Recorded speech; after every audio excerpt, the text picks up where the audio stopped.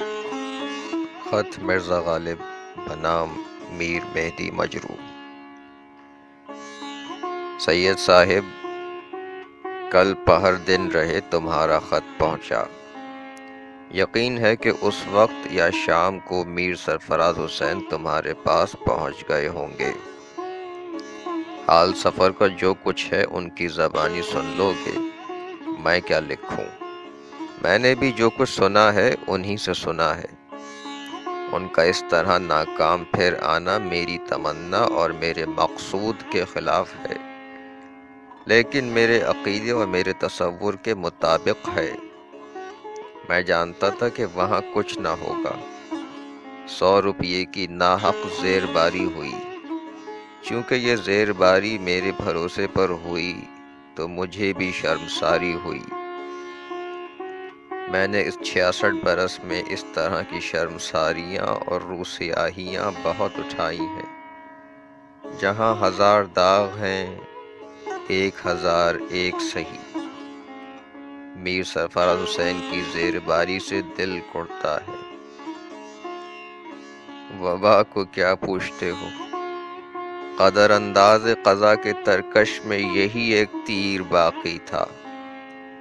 قتل ایسا عام، لوٹ ایسی سخت، کال ایسا بڑا، وبا کیوں نہ ہو۔ لسان الغیب نے 10 برس پہلے فرمایا ہے، ہو چکی غالب بلائیں سب تمام، ایک مرگ ناگہانی اور ہے۔ میاں 1277 ہجری کی بات غلط نہ تھی، مگر میں نے وبائے عام میں مرنا اپنے لائق نہ سمجھا۔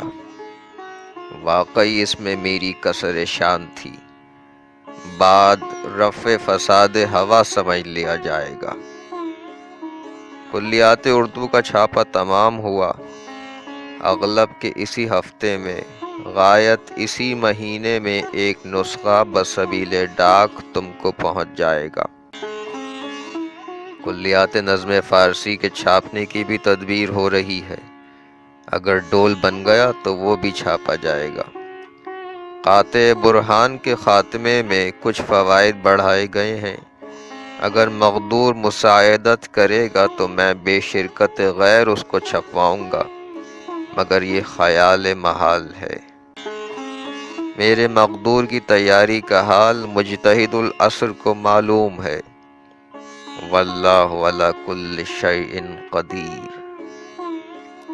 خدا کا بندہ ہوں، علی کا غلام، میرا خدا کریم، میرا خداوند سخی۔ علی دورم چه غم دورم، وبا کی آنچ مدھم ہو گئی ہے۔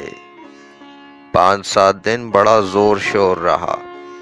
پرسوں خواجہ مرزا ول خواجہ امان میں اپنے بیوی بچوں کے دلی میں آیا۔ کل رات کو اس کا 9 برس کا بیٹا ہیضہ کر کے مر گیا۔ انا للہ و انا الیہ راجعون۔ الور میں بھی وبا ہے۔ الیگزینڈر ہڈرلی مشتہر الگ صاحب مر گیا۔